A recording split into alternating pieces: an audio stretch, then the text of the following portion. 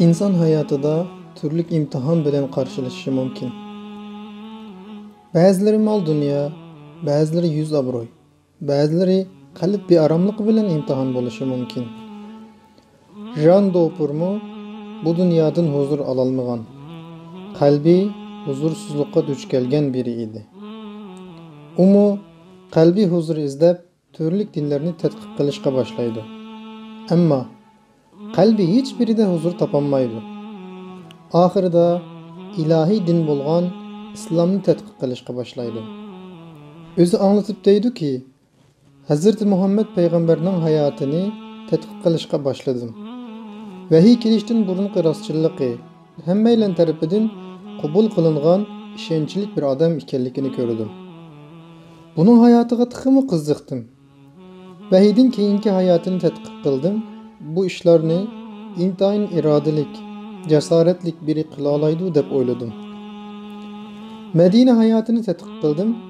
Bedel to'laydigan, irodalik, jasur bir odam yana buni qila olishi mumkin dedim. Ammo uning hayotidan ko'p ta'sirlangan bo'lsam-mu, o'zimga musulmon diyamadim. Qachonki Makka fathini tadqiq qilishga boshladim, bu payg'ambarning hayotining oxirgi bo'lgan qiziqishim tiximi oshdi.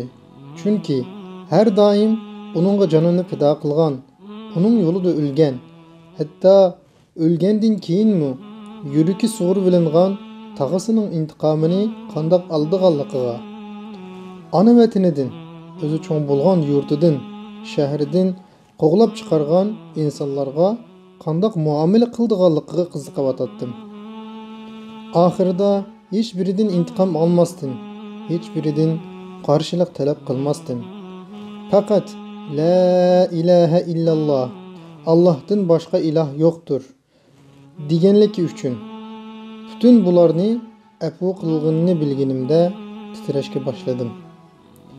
Uning bu cho'ng g'albidan keyin hayotiga qaradim. Burunqidek oddiy sodda hayotini davom qilganligini bilganimda buni Alloh tarafidan avatilgan bir payg'ambardan boshqasi qilolmaydi dedim. Sajdaga bosh qo'ydim, musulmon bo'ldim deydi.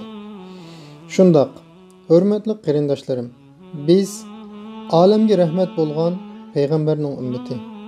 Bu demak bo'ldi-ki, biz eng oliy ideologiyaning egisi. Biz eng oliy madaniyatning egisi. Biz faqat do'stlarga emas, hatto dushmanlarga rahmat tarqatgan bir payg'ambarning ummati.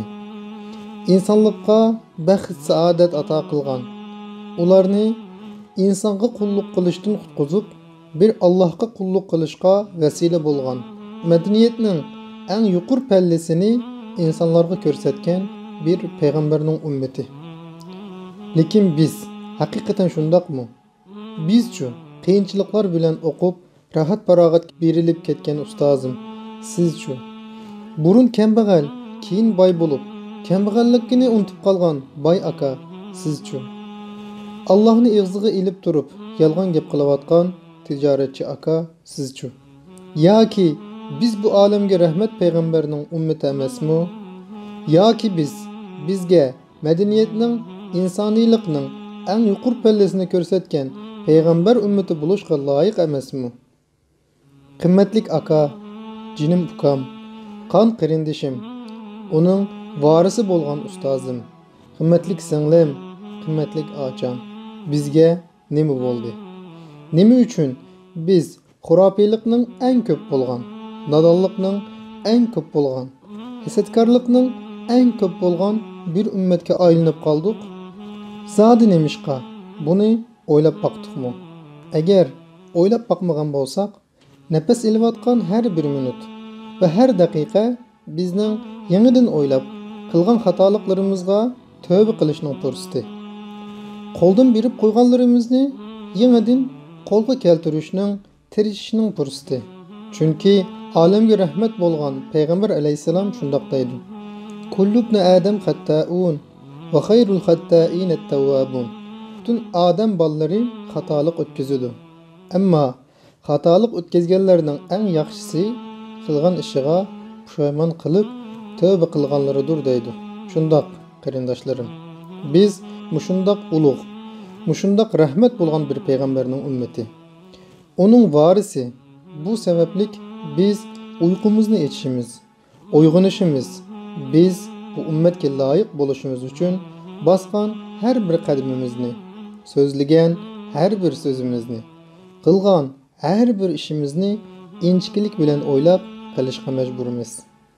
Alloh azza va jalla hammamizga o'zining vazifasini tonuydigan, bu ummatga loyiq harakat qiladigan samimiy musulmonlardan bo'lishga nasib qilsin.